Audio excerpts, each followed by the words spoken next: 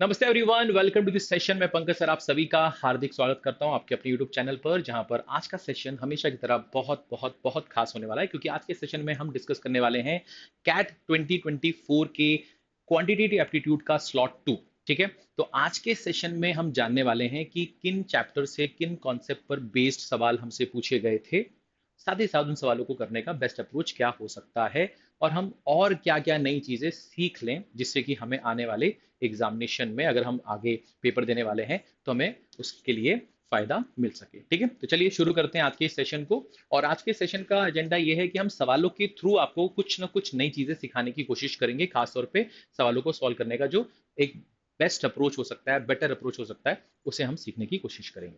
पहला सवाल आपकी स्क्रीन पर है।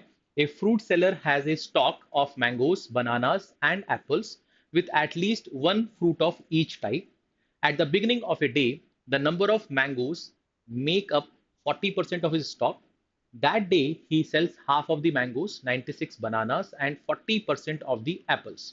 At the end of the day, he ends up selling 50% of the fruits, the smallest possible total number of fruits in the stock at the beginning of the day is। तो इस सवाल को अगर हम पूरा पढ़ने के बाद समझ पा रहे हैं, तो ये समझ पा रहे हैं कि एक फ्रूट सेलर है, उसके पास में फ्रूट्स हैं। फ्रूट्स के टाइप्स जो हैं वो मैंगोज, बनानाज और एप्पल्स हैं। हर एक टाइप का कम से कम एक फ्रूट तो उसके पास है। उसके पास में जितने भी फ्रूट्स हैं, दिन के आखिरी में उसके 50% वो सेल कर चुका होता है, यानी कि उसके पास जो दिन के आखिरी में बचेगा वो 50% ही बचेगा। साथ ही साथ उसने बोला है कि जो इनिशियली उसके पास जो टोटल नंबर ऑफ फ्रूट्स हैं उसका 40% जो है वो मैंगोज हैं। ठीक है, उसके बाद उसने half of the mangoes sell कर दिए, 96 बनाना सेल कर दिए और 40% ऑफ द एप्पल्स सेल कर दिए हैं। आपसे बोल रहा है कि बिगिनिंग में उसके पास जो फ्रूट्स हैं उसकी स्मॉलेस्ट पॉसिबल वैल्यू क्या हो सकती है। तो सबसे पहले ध्यान हमें ये जानना चाहिए कि जो मैंगोज हैं वो टोटल स्टॉक का 40% है, और 40% जो होता है वो होता है 2/5। उसके बाद दिन के आखिरी में उसके पास सिर्फ 50% ऑफ टोटल स्टॉक्स बचता है। 50% का मतलब होता है 1/2। इसका मतलब ये हो गया कि हमारा जो टोटल नंबर ऑफ फ्रूट्स होगा वो 5 और 2 का मल्टीपल होना चाहिए। ठीक है, तो हमने मान लिया कि जो टोटल नंबर ऑफ फ्रूट्स हैं वो 5 और 2 का एलसीएम यानी कि 10x है। अब अगर हमारे पास total number of fruits 10x है, तो सवाल में साफ साफ कहा गया है कि आपके पास जो फ्रूट्स हैं वो मैंगोज हैं, बनानाज हैं एंड एप्पल्स हैं।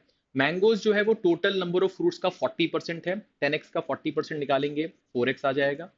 इसके बाद आपको ये भी बोला गया है कि 40% ऑफ एप्पल्स आप सेल कर रहे हैं, तो 40% का मतलब अगेन 2/5 ही होता है। अब हमें एप्पल तो पता नहीं कि कितने हैं, तो हमने मान लिया कि जो एप्पल होगा वो 5 का मल्टीपल होगा, तो हमने उसको मान लिया कि वो 5y होगा। और अगर ये 5y है तो इसका 40% आपने सेल किया है, यानी कि आपने 2y सेल किया है। यहाँ पर अगर हम बात करें तो यहाँ पर आपने हाफ ऑफ दी मैंगोज जो है वो सेल कर दी, यानी कि 2x मैंगोज आपने सेल कर दिए। साथ ही साथ 96 बनानास भी आपने सेल कर दिए। बट नंबर ऑफ बनानास कितने हैं? 10x में से 4x गया, 6x, 6x में से 5y गया, तो ये हो जाएगा 6x माइनस 5y। ठीक है, सॉर्टेड है।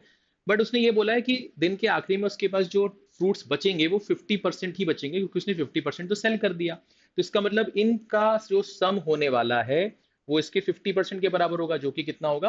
5x हो जाएगा। तो अगर हम 2x को इसके पास भेजें तो हमें 3x की वैल्यू क्या मिल जाएगी? 96 प्लस 2y। अगर हम x की वैल्यू निकालना चाहते हैं तो 3 से डिवाइड करेंगे तो ये 32 हो जाएगा। ये 2/3 टाइम्स ऑफ y हो जाएगा। अब हमें टोटल नंबर ऑफ फ्रूट्स की मिनिमम वैल्यू चाहिए, स्मॉलेस्ट वैल्यू चाहिए। इसका मतलब मुझे x जो चाहिए वो मिनिमम चाहिए, मुझे x जो चाहिए वो मिनिमम चाहिए। और अगर x की मिनिमम वैल्यू चाहिए तो वो डिपेंड कर रहा है y पर, क्योंकि 32 एंड 2/3 तो कांस्टेंट है। तो y की हमें क्या चाहिए होगी? मिनिमम वैल्यू चाहिए होगी। अब y की मिनिमम वैल्यू जो कि 3 से डिवाइड होता हो, यानी कि 3 का मल्टीपल हो, तो वो क्या हो सकता है? तो वो 3 हो सकता है। तो ये 32 प्लस 2/3 इंटू 3 करेंगे, 3 कैंसिल होगा। यहाँ से आपके पास x की जो मिनिमम वैल्यू आएगी वो आएगी 34। और जब आप 34 यहाँ पर पुट करेंगे तो आपके पास इनिशियली जो टोटल नंबर ऑफ फ्रूट्स थे वो आ जाएंगे 340, और यही हमारा रिक्वायर्ड आंसर होगा। ठीक है, आई होप ये बहुत सिंपल तरीके से मैंने आपको समझाया है। इसमें कुछ भी मैथमेटिक्स जैसा कुछ भी नहीं है कि बहुत ही हायर मैथमेटिक्स लग रहा है, इसमें ऐसा कुछ भी नहीं है। सिंपल अप्रोच है और मुझे लगता है आपको समझ में आया होगा। ठीक है, चलिए नेक्स्ट क्वेश्चन की बात करते हैं। नेक्स्ट क्वेश्चन आपके सामने है आपके स्क्रीन पर। नेक्स्ट क्वेश्चन आपसे क्या बोल रहा है कि if x and y are real numbers such that 4x² plus 4y² minus 4xy minus 6y plus 3 is equal to 0, then the value of 4x plus 5y is.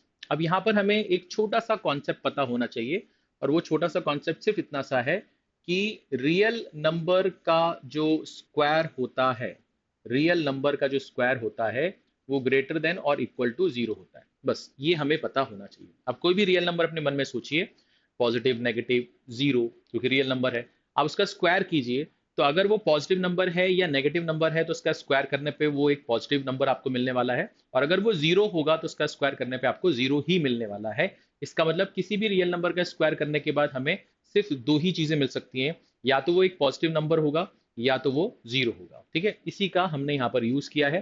तो हम यहाँ पर क्या लिख सकते हैं, इसको रीराइट अगर हम करते हैं तो हम लिख सकते हैं 4x², फिर माइनस का 4xy। तो मैंने ये कंसिडर कर लिया, ये कंसिडर कर लिया। इसमें से मैंने सिर्फ y² लिया, इसमें से मैंने सिर्फ y² लिया, तो इनको मैंने एक ब्रैकेट में रख लिया। अब इसमें से y² लिया तो 3y² बचा, तो 3y² minus 6y and plus 3, इसको एक ब्रैकेट में कर दिया, और इज इक्वल टू ये कितना हो गया, 0 हो गया। इसको अगर हम ध्यान से देखें तो क्या ये 2x माइनस वाई का होल स्क्वायर है? बिल्कुल। 2x का स्क्वायर 4x² माइनस वाई का square plus y², 2 into 2x into y with negative sign, तो माइनस 4xy। अब यहाँ से अगर हम 3 कॉमन निकाल लें तो क्या ये y² माइनस 2y प्लस 1, यानी कि क्या ये y माइनस 1 का स्क्वायर हो जाएगा? एक बार चेक कर लो अच्छे से, है ना, एक बार अच्छे से चेक कर लो। हाँ सर, बिल्कुल दिख रहा है मुझे। तो अगर ये भी एक पॉजिटिव नंबर है और ये भी एक पॉजिटिव नंबर है, तो इनका सम 0 कैसे हो सकता है? क्योंकि आपने स्क्वायर कर दिया। x और y इंडिविजुअली कुछ भी हो सकते हैं, बट यहाँ पर वैल्यू पुट करने के बाद जो वैल्यू आएगी उसका स्क्वायर करने पे ये भी एक पॉजिटिव क्वांटिटी हो गया और ये भी एक पॉजिटिव क्वांटिटी हो गया। उसको आप 3 से मल्टीप्लाई करो तो ये पॉजिटिव क्वांटिटी रहेगा, और दो पॉजिटिव क्वांटिटी को ऐड करने पे आपको 0 मिल रहा है। ऐसा तो नहीं हो सकता। ऐसा तभी हो सकता है जब ये खुद क्या हो जाए, 0 हो जाए। तो ये हमने कॉन्सेप्ट यूज कर लिया। तो इसका मतलब ये होगा कि ये जो ब्रैकेट में लिखा है ये 0 है, तो इससे हमें पता चलेगा कि y की वैल्यू कितनी है, 1 है। और अगर हम इसको इक्वेट करेंगे 0 से तो हमें इससे पता चलेगा कि 2x की वैल्यू कितनी है, y है। अब y 1 है तो x की वैल्यू कितनी आ जाएगी, 1/2। तो हमारे पास x भी आ गया, हमारे पास y भी आ गया। हमें क्या चाहिए था? हमें चाहिए था 4x प्लस 5y। तो 4x प्लस 5y अगर हमें चाहिए तो x की वैल्यू तो 1/2 है और y की वैल्यू 1 है, तो ये तो 2 प्लस 5 कितना हो जाएगा, 7 हो जाएगा। तो हमारा जो फाइनल आंसर होगा वो कितना हो जाएगा, 7 हो जाएगा। ठीक है, क्लियर है? चल एक बार अच्छे से देख लो आप, कोई डाउट तो नहीं है ना? इसके ऊपर बहुत सारे सवाल पहले भी आ चुके हैं और आगे भी आ सकते हैं। ठीक है, चल अब जैसे ये सवाल है, अब ये जो सवाल है इसमें आपसे क्या बोला गया है? आपसे बोला गया है, डायग्राम आपको खुद बनाना था यहाँ पर, 3 circles of equal radii touch but not cross each other, but not cross each other externally. तो ये तीनों सर्कल एक दूसरे को टच कर रहे हैं एक्सटर्नली, बट एक दूसरे को क्रॉस नहीं कर रहे हैं, कट नहीं कर रहे हैं। Two other circles x and y are drawn such that both touch but not cross each of the 3 previous circles. यानी कि एक सर्कल जो है ये बड़ा वाला सर्कल दिख रहा होगा, और एक सर्कल ये आपको ग्रीन वाला छोटा सर्कल दिख रहा होगा। ये सर्कल इन तीनों सर्कल को टच भी कर रहे हैं बट कट नहीं कर रहे हैं। ठीक है, if the radius of x is more than that of y, यानी कि इसका जो रेडियस है वो इसके रेडियस से ज्यादा है, बिल्कुल ज्यादा ही होगा। ठीक है, the ratio of the radii of x and y is, तो आपको इस बड़े वाले सर्कल और इस छोटे वाले सर्कल के रेडियस का क्या निकालना है, रेशियो निकालना है। ठीक है, तो बहुत ही सिंपल सा सवाल है, कैसे करने वाले हैं ध्यान से देखते हैं। अगर मैं आपको यहाँ पर ये बोलूं कि सर एक चीज बताइए कि अगर ये जो छोटे छोटे सर्कल्स हैं, छोटे छोटे सर्कल मतलब ये वाला सर्कल, ये वाला सर्कल, ये वाला सर्कल, अगर मैं इसका रेडियस 1 मान लूं, तो इसका रेडियस 1 मानूंगा तो ये 1 होगा, ये 1 होगा, ये 1 होगा, ये 1 होगा, ये 1 होगा और ये 1 होगा। और इनके सेंटर्स को अगर मैं कनेक्ट कर दूं, इनके सेंटर्स को अगर मैं कनेक्ट कर दूं, तो मेरे को एक इक्विलेटरल ट्रायंगल दिखाई देगा जिसकी जो साइड है वो 2 यूनिट होगी। वो क्या होगी, 2 यूनिट होगी। क्या ये बात क्लियर हो गई? ठीक है सर। अब मुझे एक चीज बताइए, अगर ये एक इक्विलेटरल ट्रायंगल है तो इस इक्विलेटरल ट्रायंगल का ये जो होगा, ये एल्टीट्यूड होगा, परपेंडिकुलर बाइसेक्टर होगा, एंगल बाइसेक्टर होगा, है ना, ये सब कुछ होगा, ठीक है। तो इसका मतलब क्या हो गया कि ये जो लाइन मैंने खींची है ये इस ट्रायंगल की हाइट होगी, और ट्रायंगल की जो हाइट होती है वो √3/2 टाइम्स ऑफ साइड होता है। साइड इसका कितना है, 2 है, तो ये 2 से 2 कैंसिल हो गया। तो जो हाइट है इस ट्रायंगल की वो कितनी है, √3 है। ये सॉर्टेड हो गया आपको, ठीक है सर। अब हमको ये पता होना चाहिए कि यहाँ पर इस इस ट्रायंगल का ये जो आपने लाइन खींची इसको आप मीडियन भी बोलेंगे, और इस मीडियन का एक ऐसा पॉइंट जहां पर सारे मीडियन आके मिलते हैं उसको अपन क्या बोलते हैं, सेंट्रोइड बोलते हैं।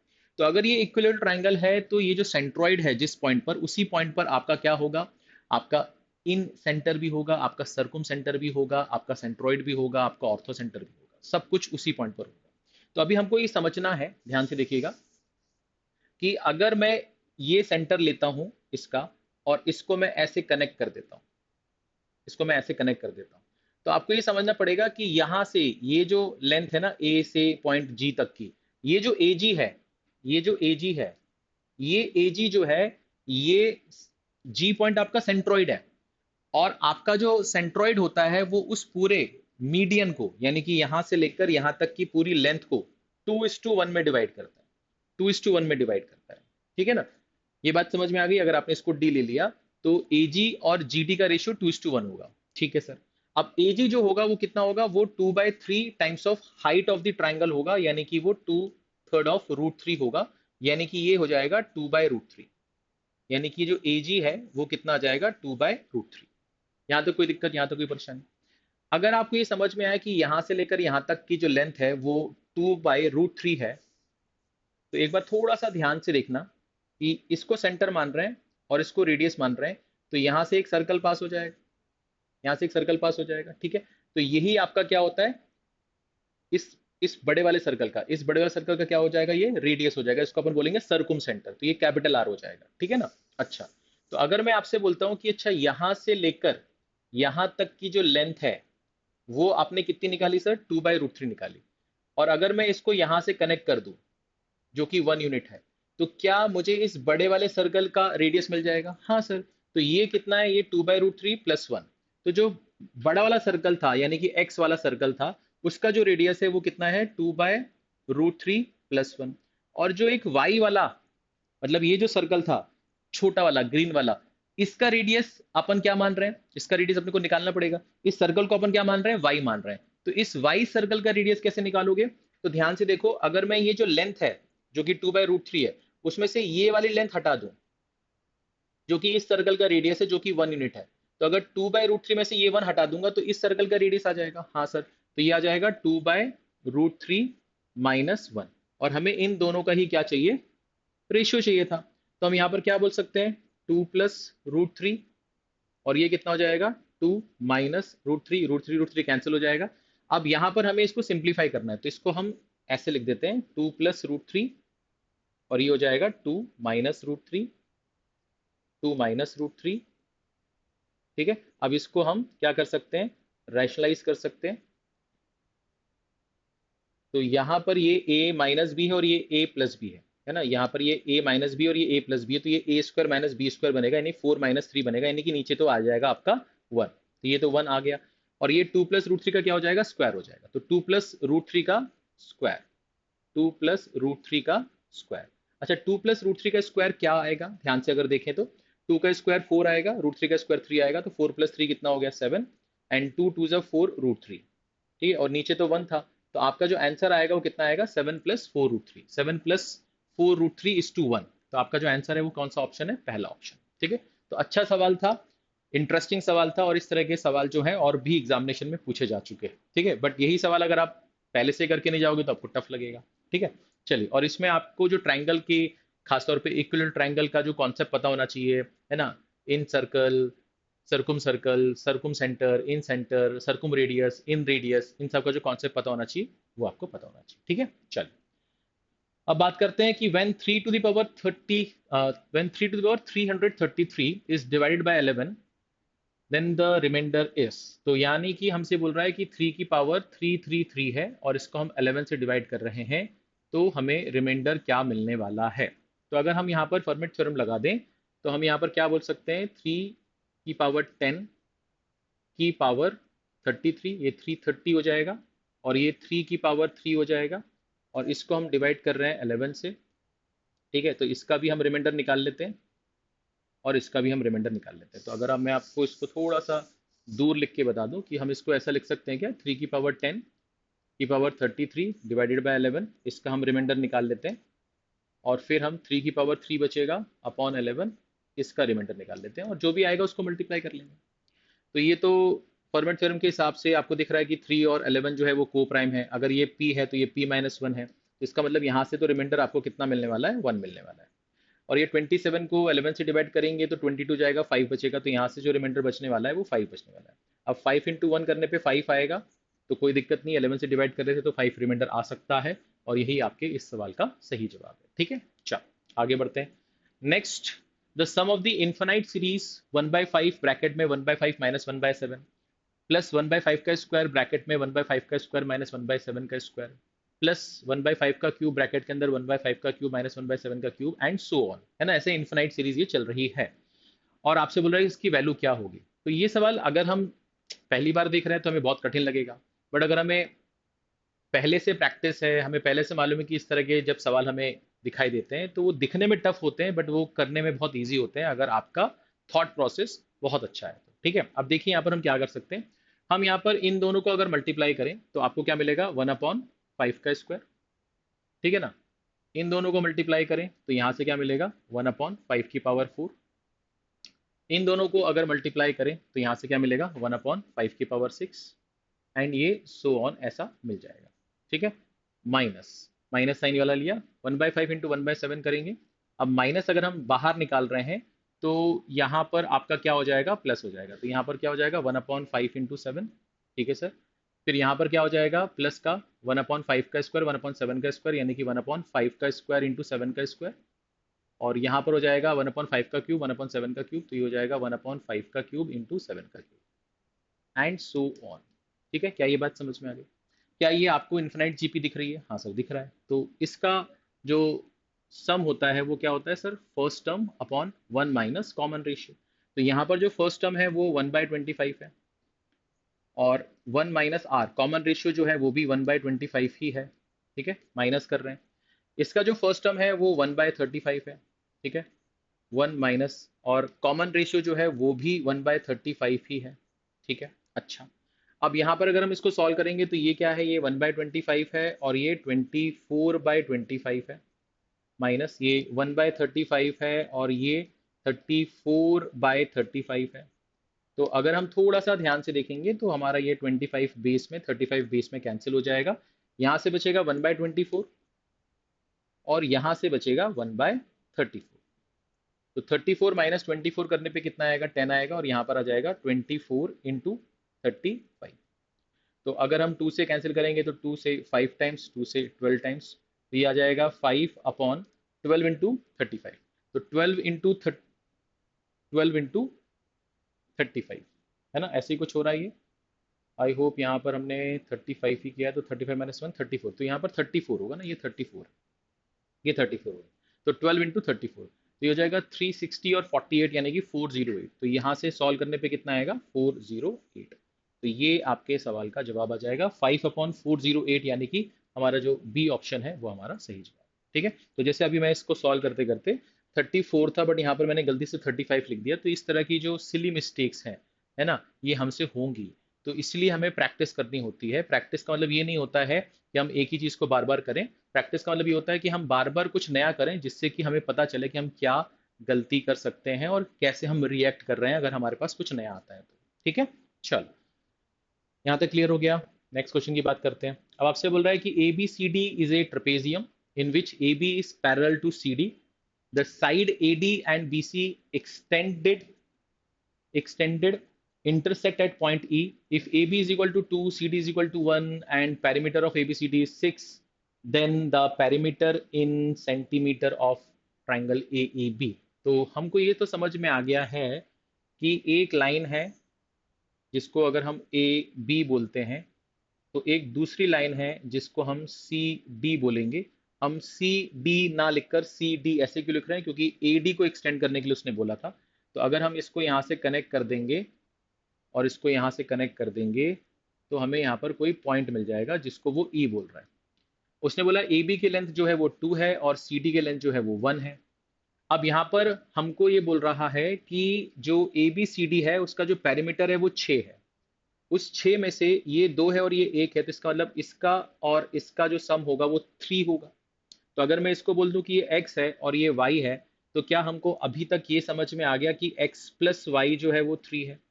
x प्लस वाई जो है वो 3 है। ये बात तो हमें समझ में आ गई कि ए बी सी डी का पेरीमीटर अगर 6 दिया है, उसमें से 2 + 1 3, तो ये हो गया, तो बचा हुआ कितना होगा, वो भी 3 होगा। ठीक है। अच्छा, क्या हम ये बोल सकते हैं कि साफ साफ बोला है कि ए बी और सी डी पैरेलल, तो अगर ये दोनों पैरेलल हैं तो इसका मतलब क्या है, इसका मतलब ये है कि ये एंगल बराबर होगा, करस्पॉन्डिंग एंगल्स हैं, ये एंगल भी बराबर होगा। और ये जो एंगल है, अगर हम ट्रायंगल ए ई बी की बात करें या डी ई सी की बात करें, ये जो एंगल है दोनों के लिए कॉमन है।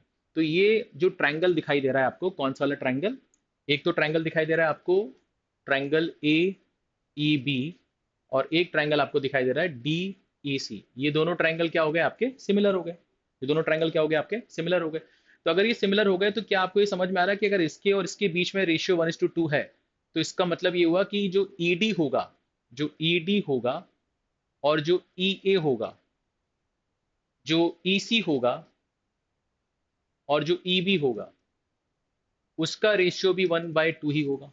उसका रेशियो भी क्या होगा, वो C D upon A B के बराबर ही होगा। ठीक है सर। तो इसका मतलब क्या हो गया, इसका मतलब ये हो गया कि अगर ये 1 है और ये पूरा 2 है, तो इसका मतलब ये 1:1 का रेशियो है, ये भी 1:1 का रेशियो है, यानी कि बराबर बराबर हो गया। बराबर बराबर हो गया इसका मतलब अगर आपने इसको x माना तो ये भी x हो जाएगा, आपने इसको y माना तो ये भी y हो जाएगा। बात खत्म हो गई।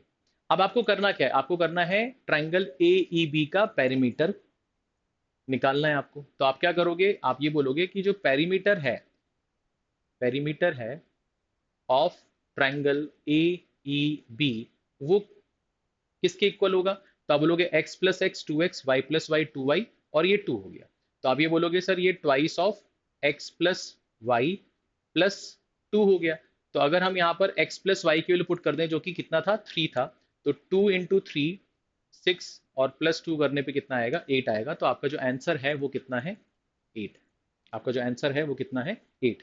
तो इससे आसान तो सवाल नहीं आ सकता है। आई होप कई बच्चों को स्लॉट 2 का पेपर टफ भी लगा होगा, है ना। बट वो सब कुछ आपके माइंडसेट के ऊपर है, आपकी प्रिपरेशन के ऊपर है। अगर आपकी प्रिपरेशन अच्छी है तो सब कुछ ईजी है, अगर प्रिपरेशन अच्छी नहीं है तो सब कुछ टफ है। ठीक है। चलिए, अब आपसे बोल रहा है कि A B and C are positive real numbers हैं, इस बात का ध्यान रखिएगा। a greater than 10 greater than or equal to b greater than equal to c, and log a plus b to the base 8 divided by log c to the base 2 plus log a minus b to the base 27 divided by log c to the base 3 is equal to 2/3, then the greatest possible integer value of a चाहिए आपको। ध्यान से देखिएगा। तो सबसे पहले आपने जो log की इक्वेशन दी गई उसको रीराइट किया, तो ये हो गया आपके पास log a plus b, इसका बेस 8 है, और यहाँ पर आपको दिया हुआ है log c, इसका बेस 2 है। फिर प्लस कर रहे हैं आप, यहाँ पर है log a माइनस बी, और इसका जो बेस है वो 27 है, और यहाँ पर है log c, इसका जो बेस है वो 3 है, और ये इक्वल है 2/3 के। अब यहाँ पर log की बहुत सारी जो प्रॉपर्टीज हैं वो यहाँ पर यूज हुई हैं। क्या क्या यूज हुआ है मैं आपको बता देता हूँ। तो एक तो आप ये लिख सकते हो कि log a है और यहाँ पर b है और इसकी पावर n है, तो इसकी जो पावर है ये उतर के नीचे की तरफ रह जाती है, तो इसका मतलब ये बन जाता है 1/n, और ये हो जाता है log a to the base b। तो वो यहाँ पर और यहाँ पर हमें यूज करने का मौका मिलने वाला है। साथ ही साथ आपको ये भी पता होना चाहिए कि अगर log a to the base b लिखा हुआ है और log c to the base b लिखा हुआ है, तो आप इसे log a to the base c लिख सकते हैं। तो उस हिसाब से अगर हम इन दोनों का यूज करने वाले, उस हिसाब से अगर हम यहाँ पर यूज करेंगे तो हमें यहाँ पर क्या मिलने वाला है, हम यहाँ पर ये बोल सकते हैं कि ये log a plus b है, और ये 2 की पावर 3 है, तो इसका पावर नीचे उतर जाएगा। नीचे यहाँ पर क्या है, इसका बेस 2 बन जाएगा। अगर किसी को डाउट है तो मैं यहाँ पर पूरा पूरा लिख देता हूँ। तो यहाँ पर क्या है, ये log a plus b बनेगा, और यहाँ पर ये 2 की पावर 3 बनेगा। ठीक है ना। और यहाँ पर क्या है, ये log c आएगा। अब इसका जो पावर 3 है ये नीचे उतरेगा और ये नीचे की तरफ आ जाएगा। तो आप यहाँ पर क्या कर सकते हो, आप यहाँ पर इसको लिख सकते हो 1/3 और ये लिख सकते हो log a plus B to the base 2 और इसके नीचे क्या लिखा हुआ है log c to the base 2, ऐसे लिख सकते हो। सिमिलरली अगर हम इसकी बात करते हैं तो इसमें क्या आ जाएगा log a माइनस बी, ये आपका 3 का क्यूब आ जाएगा और यहाँ पर आ जाएगा आपका log c to the base 3। अगर हम इसकी भी पावर उतार के नीचे की तरफ रखेंगे तो ये कुछ आपको ऐसा दिखाई देगा, a माइनस बी, इसका बेस 3 है और ये आपको दिखाई देगा log 3 log c to the base 3, है ना, log c to the base 3, log c log c to the base 3, ठीक है ना, log c to the base 3 is equal to ये क्या दिखाई देगा आपको, इज इक्वल टू ये दिखाई देगा आपको 2/3। आई होप नीचे स्ट्रिप तो नहीं जा रही है आपकी, ठीक है। अच्छा, अब यहाँ से हम क्या कर सकते हैं, यहाँ से हम ये जो 3 है, ये वाला 3 है और ये वाला 3 है, कैंसिल कर सकते हैं। तो हमें क्या क्या मिलने वाला है, यहाँ से हमको मिलने वाला है log a प्लस बी, और अगर हम इसका यूज करेंगे तो यहाँ पर इसका बेस भी 2 है, इसका बेस भी 2 है, तो ये ऊपर आ जाएगा, इसका बेस बन जाएगा c और यहाँ पर क्या आ जाएगा, यहाँ पर आ जाएगा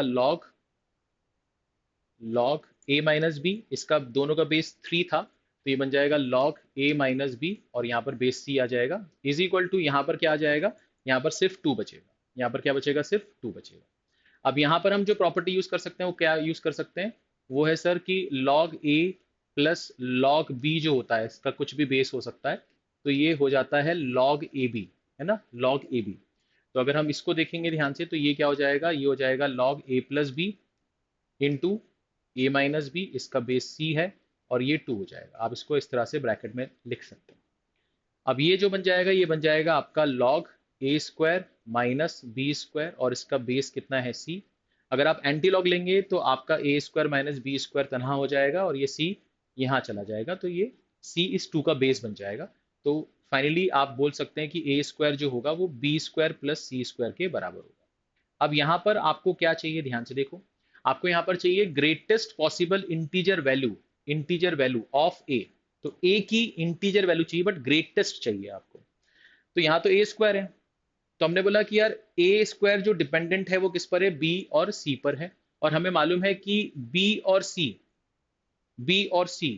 क्या क्या हो सकते हैं। तो सी जो है वो बी से छोटा या उसके बराबर है, बी जो है वो 10 से छोटा या उसके बराबर है। बट अगर हमें ए स्क्वायर, अगर ए को मैक्सिमम करना है तो ए स्क्वायर को भी मैक्सिमम करना होगा, तो ए स्क्वायर को मैक्सिमम करना है तो उसके लिए बी और सी को मैक्सिमम करना होगा। तो सी की जो मैक्सिमम वैल्यू है वो बी के बराबर आ सकती है और बी की जो मैक्सिमम वैल्यू है वो 10 के बराबर आ सकती है। तो इसका क्या मतलब है, इसका मतलब ये हुआ कि बी और सी दोनों ही 10 के बराबर हो गए। तो यहाँ पर ए स्क्वायर जो होगा वो क्या हो जाएगा, 10 का स्क्वायर प्लस 10 का स्क्वायर, यानी ए स्क्वायर जो होगा वो 200 होगा। बट हमें इस बात का ध्यान देना है कि बी और सी की मैक्सिमम वैल्यू 10 हो सकती है, मैक्सिमम वैल्यू 10 हो सकती है। हमें ए की मैक्सिमम वैल्यू चाहिए, उसके लिए बी और सी क्या होगा वो अभी हम नहीं बोल सकते, बट हम ये बोल सकते हैं कि ए स्क्वायर जो होगा वो 200 से ज्यादा तो नहीं हो सकता, ठीक है ना। अब ए स्क्वायर अगर 200 है तो हमें ए की मैक्सिमम इंटीजर वैल्यू चाहिए। तो हमें मालूम है कि यार 14 का जो स्क्वायर है वो 196 होता है और 15 का जो स्क्वायर है वो 225 होता है। तो 15 का स्क्वायर तो एक्सीड कर गया 200 को। तो इसका मतलब ये होगा कि ए की अगर कोई इंटीजर वैल्यू हो सकती है जो इस कंडीशन को सेटिस्फाई करे कि उसका स्क्वायर करने पे हमें 200 या 200 से कम वैल्यू मिले, तो वो तभी हो सकता है जब ए की वैल्यू क्या होगी, आपकी 14 होगी। तो ये थोड़ा सा सोचने वाला सवाल है, ये ऐसा नहीं है कि आप गए और आपने कर दिया, इसको आपको थोड़ा सा सोचना पड़ेगा। आप लॉग का क्वेश्चन देख के इनिशिएट तो कर पाएंगे बट कहीं ना कहीं जाके आप यहाँ पर फंसने वाले हैं, तो ये थोड़ा सा आपको सोचना, ठीक है। क्लियर है, तो ए की जो वैल्यू आएगी वो कितनी आएगी, 14 आएगी, ठीक है। चल एक बार अच्छे से देख लो आप इसे, ठीक है, एक बार अच्छे से देख लो आप, आगे बढ़ सकते हैं।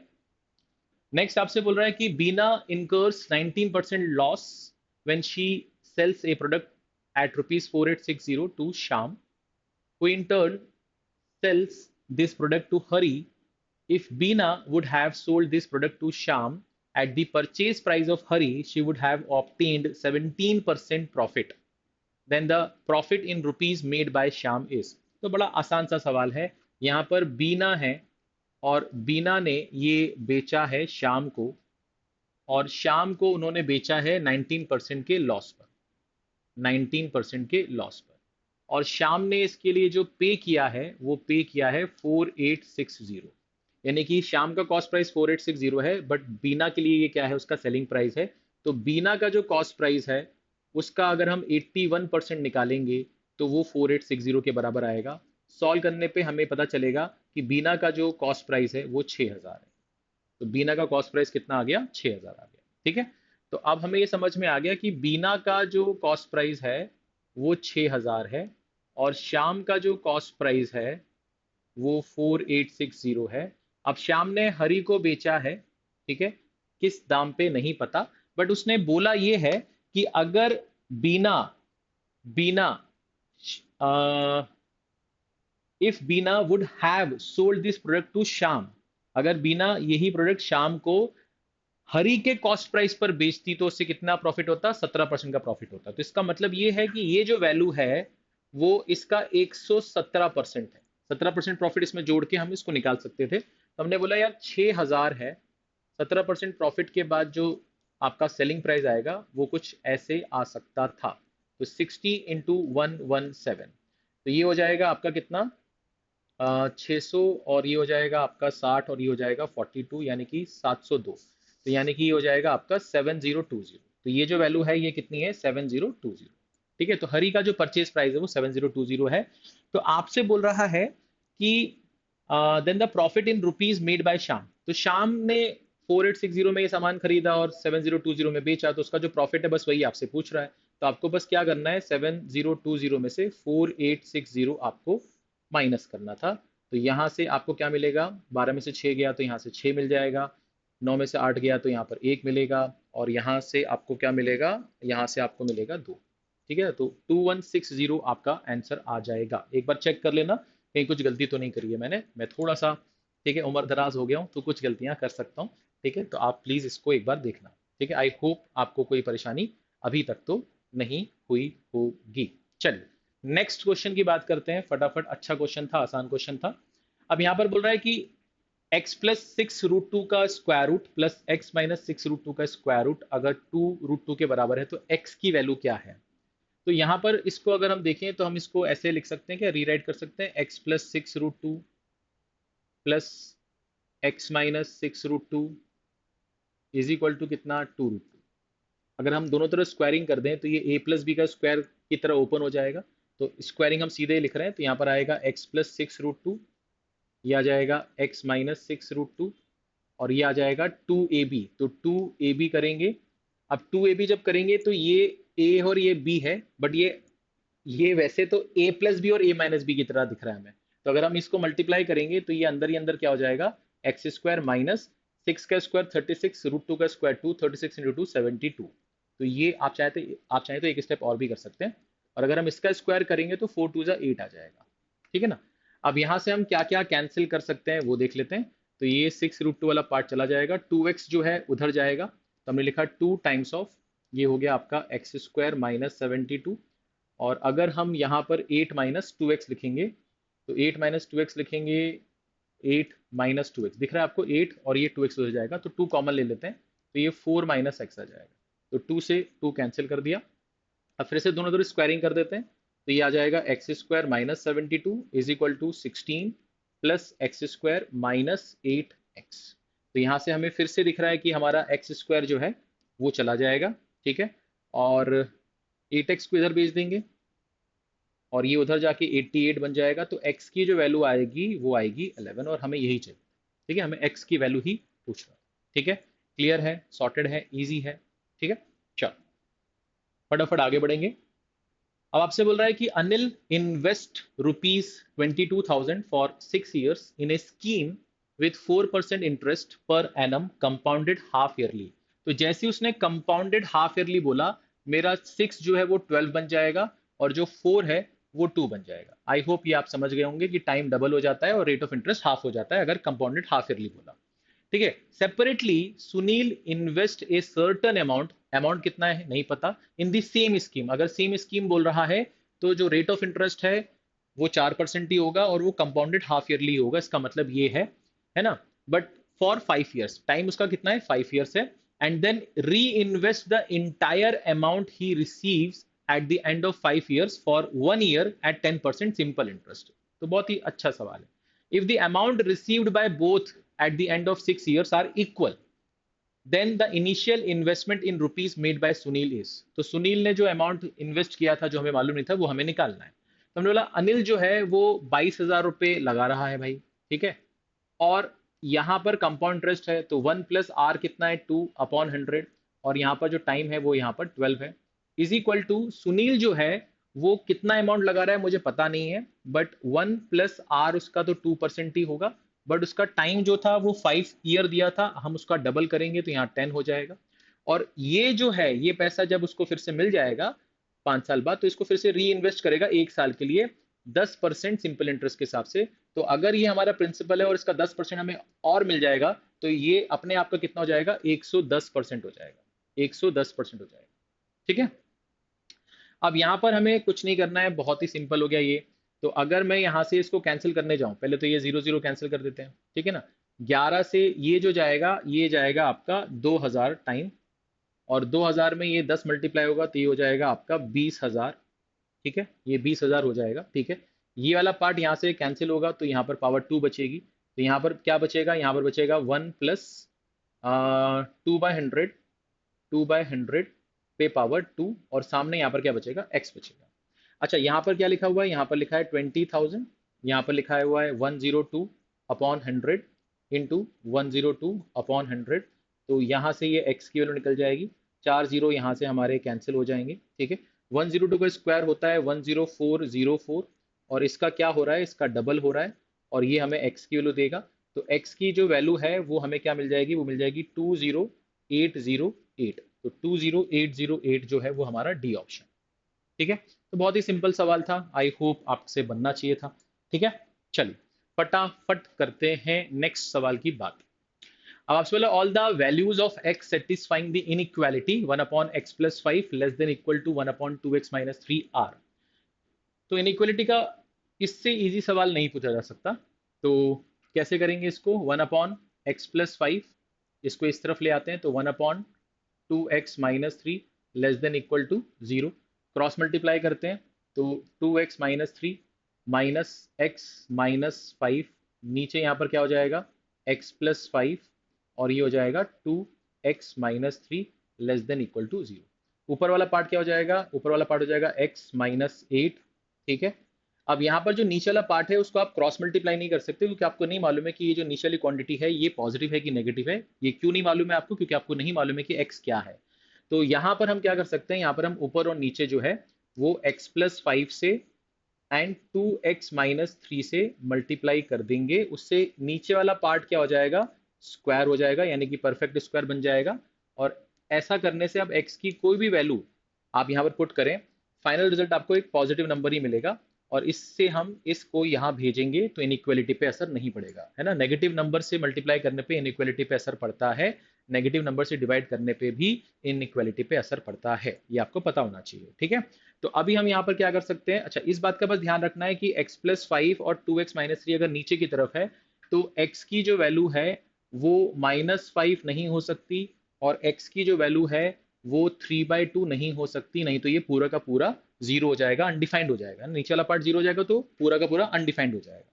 तो अब यहाँ पर हम क्या कर सकते हैं, यहाँ पर हम लिख सकते हैं कि ये बचेगा कितना, x - 8, ये बचेगा x + 5, ये आ जाएगा 2x - 3, और ये लेस देन इक्वल टू 0। अब हम क्या कर सकते हैं, नंबर लाइन पे इसको प्लॉट करते हैं। तो नंबर लाइन पे जब प्लॉट करेंगे तो हमें क्या क्या मिलने वाला है, एक तो हमें मिलने वाला है -5, एक हमें मिलने वाला है 3/2, और एक हमें मिलने वाला है 8, ठीक है ना। तो बाय डिफॉल्ट हमें क्या मिलता है, बाय डिफॉल्ट हमें प्लस, फिर माइनस, फिर प्लस, और फिर माइनस हमें मिलता है, ठीक है। इस बात का ध्यान रखना है कि x का कोफिशिएंट पॉजिटिव रखना है आपको, ठीक है। अच्छा, हमें कौन सा चाहिए, हमें तो लेस देन वाला केस चाहिए, और इक्वल टू भी चलेगा हमें। तो लेस देन वाला जो रीजन है वो ये वाला रीजन है ना, और ये वाला रीजन है, ठीक है। अब इस बात का ध्यान रखना है कि x की वैल्यू -5 नहीं हो सकती है, और x की वैल्यू 3/2 भी नहीं हो सकती है। इसका मतलब ये हुआ कि यहाँ से हम जो कंक्लूड कर रहे हैं वो ये कंक्लूड कर रहे हैं कि x की जो वैल्यू है वो -5 से छोटी होगी, ठीक है, और 3/2 से 8 के बीच में होगी, जिसमें वो 3/2 के बराबर तो नहीं हो सकती, बट 8 वाला पार्ट तो ऊपर की तरफ था और यहाँ इक्वल टू का साइन लगा था, तो 8 के इक्वल तो हो सकती है। तो बहुत सारे बच्चों को डाउट आता है कि सर यहाँ पर इक्वल टू का साइन क्यों नहीं लगा, क्योंकि अगर यहाँ इक्वल टू का साइन लगा देंगे तो ये नीचे की तरफ था, और ये एक्स किलो अगर -5 और एक्स किलो अगर 3/2 हो गया तो ये अनडिफाइंड हो जाएगा, इसलिए हम यहाँ पर इक्वल टू का साइन नहीं ले सकते हैं। 8 पे ले सकते हैं क्योंकि 8 ऊपर की तरफ था। तो इसका मतलब ये होगा कि इसका जो हमारा सही जवाब आएगा वो आएगा पहला ऑप्शन। ठीक है, तो बहुत ही आसान सा सवाल था, बहुत ही इजी सा सवाल था। आगे बढ़ते हैं। अब आपसे बोल रहा है कि P, Q, R and S are 4 towns. Okay, one can travel between P and Q along 3 different paths. Between Q and S along 4 different or direct path, and between P and R along 4 direct path. There is no direct path between P and S, while there are few direct paths between Q and R and between R and S. One can travel from P to S either via Q or via R or via Q followed by R respectively in exactly 62 possible ways. One can also travel from Q to R either directly or via P or via S in exactly 27 possible ways. Then the number of direct path between Q and R is. तो इस सवाल को पढ़ने के बाद जो सबसे बड़ी फीलिंग है या सबसे पहली फीलिंग आएगी वो ये आएगी कि छोड़ दो। बट ये बहुत ही आसान सा सवाल है, कैसे मैं आपको बताता हूँ। और ये अगर आपने परमुटेशन कॉम्बिनेशन अगर पहली क्लास भी पढ़ी है ना, तो पहली क्लास में ही ये चीज सबसे पहले समझाई जाती है ना, नंबर ऑफ वेज आपको बताया जाता है, वो इसी पर बेस्ड क्वेश्चन है ये। तो आपने बोला sir P Q R and S, तो P Q R and S, ठीक है, ये 4 टाउन्स हैं। One can travel between P and Q, तो मैंने लिखा P एंड Q। ठीक है, तो यहाँ पर कितने वेज हैं, यहाँ पर 3 डायरेक्ट पाथ हैं। बिटवीन Q एंड S, तो between Q and S, between Q and S यहाँ पर कितने हैं, 4 डायरेक्ट पाथ हैं। फिर and between P and R, तो P एंड R यहाँ पर कितने पाथ हैं, यहाँ पर P एंड R के पास में 4 पाथ हैं। There is no direct path between P and S, ठीक है। while there are few direct path between Q and R, few है मतलब हमने X मान लिया ऐसे, and between R and S, R and S के बीच में भी कुछ पाथ हैं बट हमें मालूम नहीं है कितने हैं। ठीक है, अब आपसे क्या बोल रहा है कि one can travel from P to S, P to S either via Q, तो अगर आप वाया Q जा रहे हैं S की तरफ तो क्या हो सकता है 3 into 4, तो डायरेक्टली क्या मैं 12 लिख दूं इसको, ठीक है। One can travel from P to S इधर वाया Q, तो 3 into 4 हो गया, और वाया R जा रहे हैं, तो आप यहाँ पर क्या करेंगे, वाया R जा रहे हैं तो यानी कि P से आप जा रहे हैं S की तरफ बट वाया R जा रहे हैं, तो ये 4 into Y हो जाएगा, ठीक है, तो ये प्लस 4Y हो गया, ठीक है। और via Q followed by R, via Q followed by R, तो ये हो जाएगा 3 into X into Y, तो ये हो जाएगा आपका 3XY, और ये आपको दिया गया है 62 पॉसिबल वेज, तो ये आपके पास कितना है 62। तो यहां से हम ये बोल सकते हैं क्या कि 4y प्लस 3xy जो है वो 50 के बराबर है, तो ये हमारे पास एक जो है चीज हमें मिल गई, ठीक है। उसके बाद फिर वो क्या बोल रहा है, one can also travel from Q to R, है ना, Q to R, ध्यान से देखना, Q to R इधर डायरेक्टली, तो इधर डायरेक्टली तो ये कितना हो जाएगा x, और वाया P, और वाया P यानी कि ऐसे, तो ये 3 4 ये हो जाएगा आपके पास 12, ठीक है ना। और उसके बाद क्या बोला, और वाया S, और वाया S यानी कि ये 4 into Y यानी कि 4y, ठीक है। और ये क्या बोल रहा है, इन एग्जैक्टली 27 पॉसिबल वेज, तो यहां से हम ये बोल सकते हैं कि x प्लस 4y जो है वो आपका 15 के बराबर है, 15 के बराबर। तो यहां से हम ये बोल सकते हैं क्या कि 4y जो है वो 15 माइनस x है, या जो y है वो 15 माइनस x अपॉन 4 के बराबर है। तो हमें y की वैल्यू x के फॉर्म में मिल चुकी है। अब हम यहाँ पर क्या कर सकते हैं, ध्यान से देखो, इस वाली इक्वेशन में अगर हम वैल्यू पुट कर दें, इस वाली इक्वेशन में अगर हम वैल्यू पुट कर दें, ध्यान से देखना, तो यहाँ पर क्या लिखा है 4y की जगह तो अपन लिख देंगे 15 माइनस एक्स, है ना, 4y की जगह लिख देंगे 15 माइनस एक्स, प्लस यहाँ पर क्या आएगा 3x, और y की जगह क्या आ जाएगा, y की जगह आ जाएगा आपका 15 माइनस एक्स अपॉन 4, और ये सामने कितना दिया है, ये सामने आपको 50 दिया है, ठीक है। तो अगर आप इसको पूरा पूरा सॉल्व करोगे तो क्या क्या मिल सकता है आपको, 4 से इधर मल्टीप्लाई करोगे तो 60 माइनस 4x, और ये हो जाएगा आपका कितना 45x माइनस 3x², और ये हो जाएगा आपके पास 200, ठीक है ना। तो यहाँ से माइनस 3x² हो गया, यहाँ से ये आपका प्लस का 41x हो गया, और अगर हम इसको उधर भेजेंगे तो ये उधर 140 हो जाएगा, सबको एक तरफ ले जाते हैं तो ये हो जाएगा 3x² माइनस का 41x और ये हो जाएगा प्लस का 140। तो अब आप इसको सॉल्व करेंगे, तो जब इसको आप सॉल्व करेंगे मेरे ख्याल से 20 और 21 जो है इसको सेटिस्फाई करता हुआ नजर आ रहा है। मतलब यहाँ पर -20 और -21x आप लिखोगे, तो जब इसको सॉल्व करोगे तो आपको x की जो वैल्यू है वो 7 और एक वैल्यू मिलेगी आपको 20/3। बट x जो है वो नंबर ऑफ पाथ है, तो वो फ्रैक्शन में या डेसिमल में नहीं हो सकता। तो x की वैल्यू जो होगी वो कितनी होगी, 7 होगी। तो ये इसका सही जवाब है। ठीक है, तो अब आप सोच के देखो कि क्या आपको ये पहली क्लास में बताया कि नहीं बताया कि P से Q और P से S और P से R जाने के इतने इतने तरीके हैं, तो कैसे कैसे जाओगे, ये पहली क्लास में बताया जाता है। ठीक है, तो आप सोचो कितना इजी क्वेश्चन आया था। ठीक है, एक बार अच्छे से देख लो आप। चलिए नेक्स्ट क्वेश्चन की बात करते हैं। The coordinates of three vertices of a triangle are 1272 and 110, then the radius of the incircle of the triangle is. तो ये बहुत ही आसान सा सवाल था।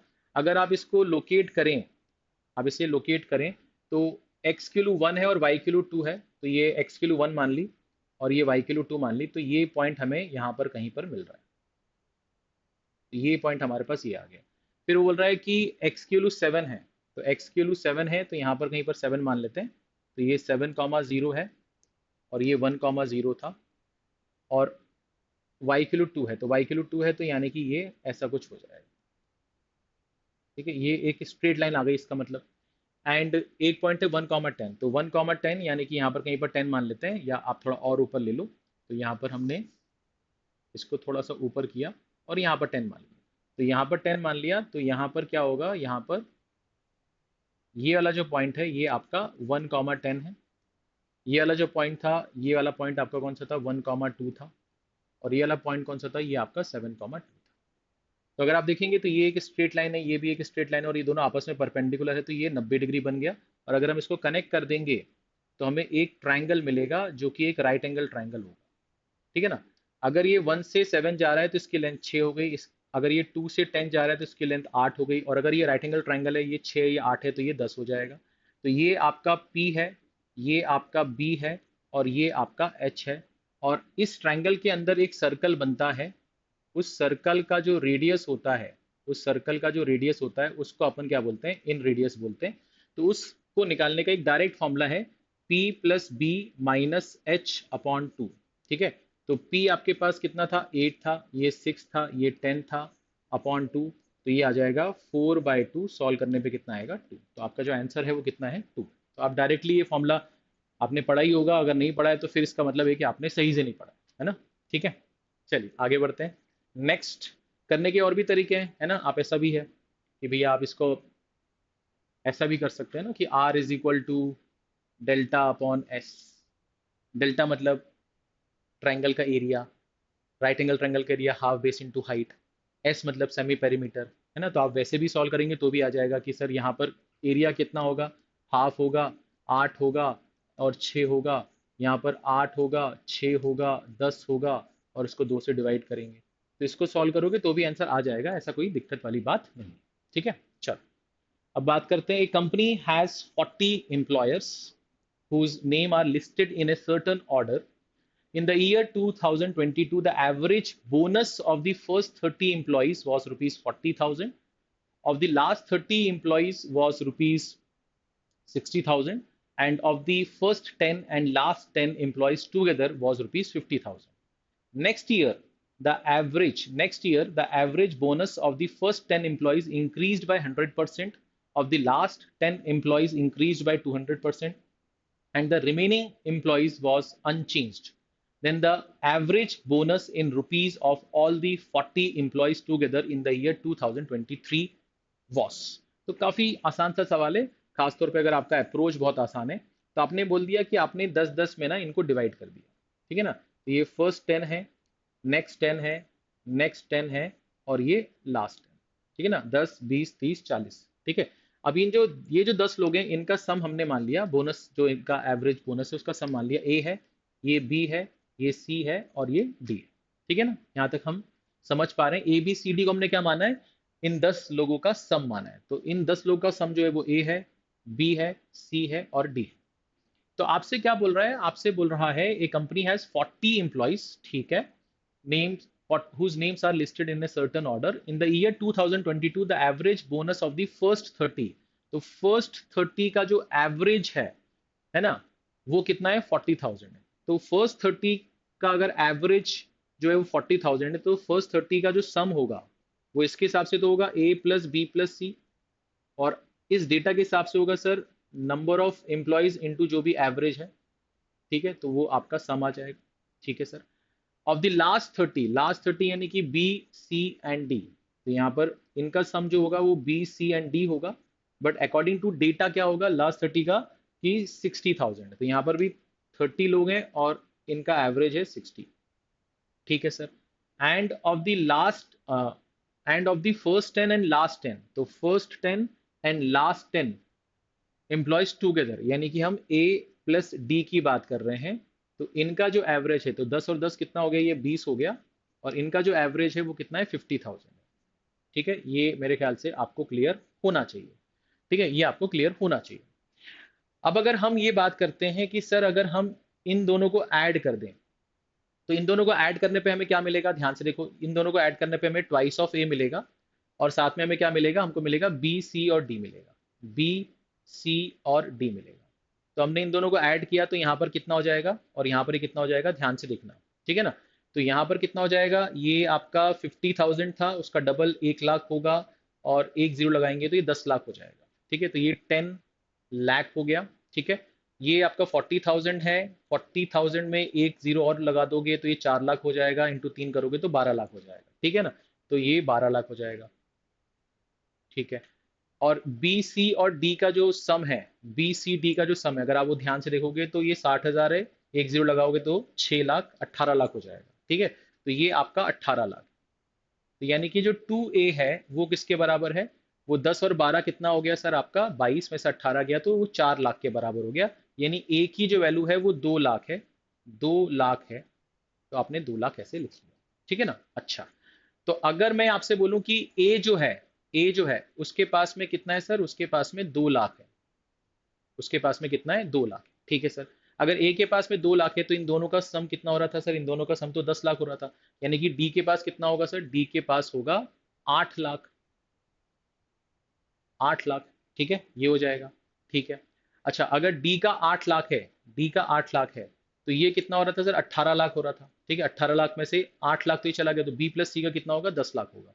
तो मैंने यहाँ लिख दिया बी प्लस सी के पास कितना है, ये 10 लाख है ना, 10 और ये लाख हो गया। ठीक है, यहाँ तक कोई दिक्कत, यहाँ तक कोई परेशानी। अब वो आपसे क्या बोल रहा है, आपसे बोल रहा है कि जो नेक्स्ट ईयर है ना, यहाँ से अगर आप पढ़ोगे तो जो नेक्स्ट ईयर है, the average bonus of the first 10 employee, first 10 employee आपने क्या माना था, ए वाले को माना था, तो इनका जो ए एम्प्लॉय जो है, मतलब जो पहले 10 एम्प्लॉय है, उनका जो है वो एवरेज बोनस कितने से इंक्रीज हो गया है, वो 100% से इंक्रीज हो गया है।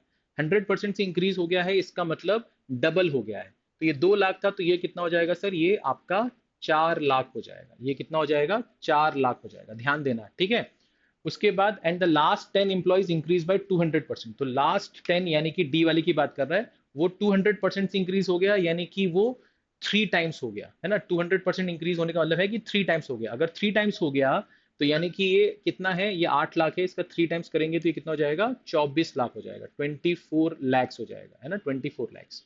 ठीक है ना। और जो रिमेनिंग है उनका अनचेंज रहा, अनचेंज रहा यानी कि वो उनका 10 लाख ही रहा। ठीक है, 10 लाख।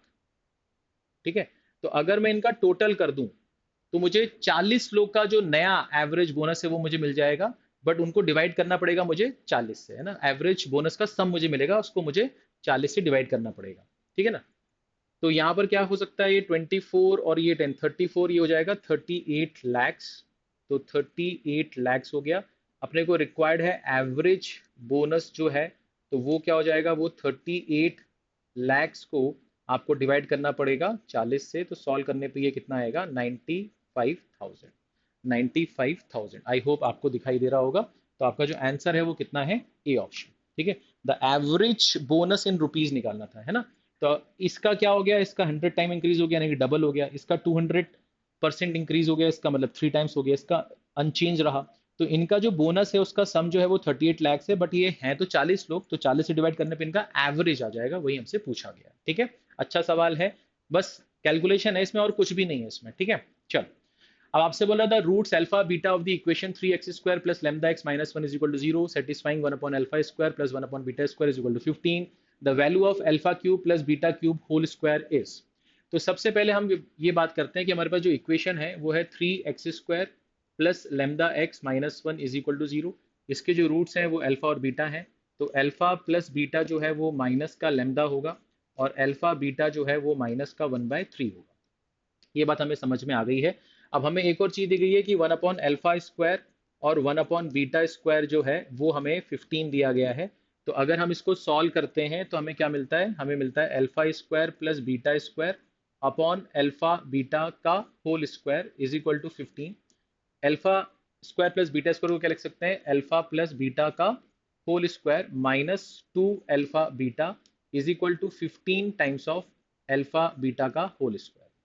अब अल्फा प्लस बीटा जो है वो हमारे पास माइनस लेमदा, तो उसका स्क्वायर करेंगे तो ये कितना हो जाएगा, ये हो जाएगा आपके पास में ये alpha plus beta minus lambda upon 3 होगा, है ना। तो ये हो जाएगा आपके पास स्क्वायर करने के बाद लेमदा स्क्वायर अपॉन 9 माइनस 2, ये माइनस का 1/3 है, ठीक है। और 15 ये आपके पास माइनस का 1/3 है और उसका स्क्वायर हो जाएगा। सॉल्व करेंगे फर्दर तो ये हो जाएगा अल्फा स्क्वायर अपॉन 9 प्लस 2/3, ये हो जाएगा आपका 15/9। तो लेमदा स्क्वायर प्लस यहाँ पर 3 से ऊपर नीचे मल्टीप्लाई करेंगे तो 6 और ये हो जाएगा आपका 15। तो लेमदा स्क्वायर की वैल्यू आ जाएगी आपके पास 9, यानी कि लेमदा की वैल्यू आ जाएगी +-3। आई होप आपने एलसीएम लिया है, मैंने यहाँ पर आपको समझ में आया होगा, ठीक है। तो लेमदा की वैल्यू कितनी है, +-3 है। तो अगर लेमदा की वैल्यू +-3 है तो अल्फा प्लस बीटा क्या हो जाएगा, अल्फा प्लस बीटा अगर मैं 3 पुट करूंगा तो ये -1 आएगा और अगर -3 पुट करूंगा तो ये 1 आएगा और अल्फा इंटू बीटा जो है वो तो -1/3 है ही।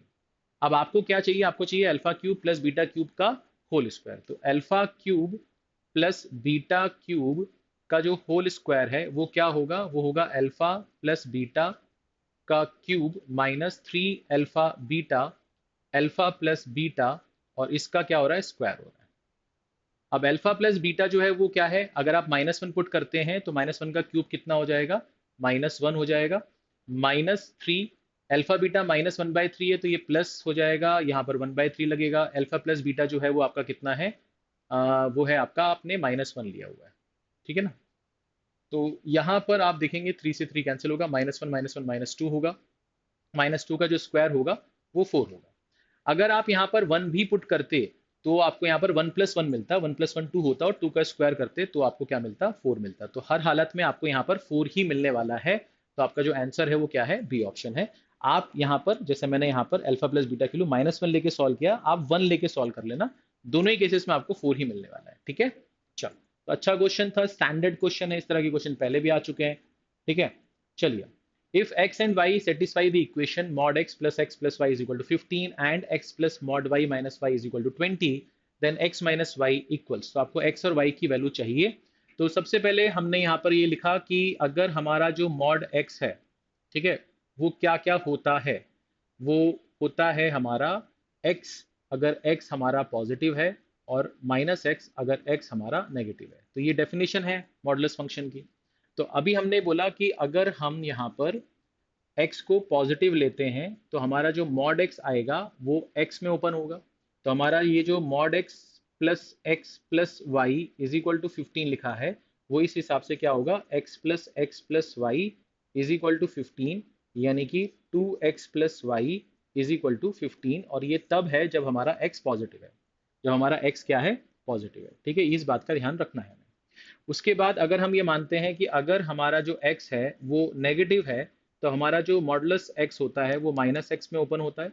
तो इस हिसाब से ये -x और ये +x plus y is equal to 15। तो इस केस में आपको सिर्फ y की वैल्यू क्या मिलेगी, 15 मिलेगी। ये बात यहाँ से आपको समझ में आ गई होगी।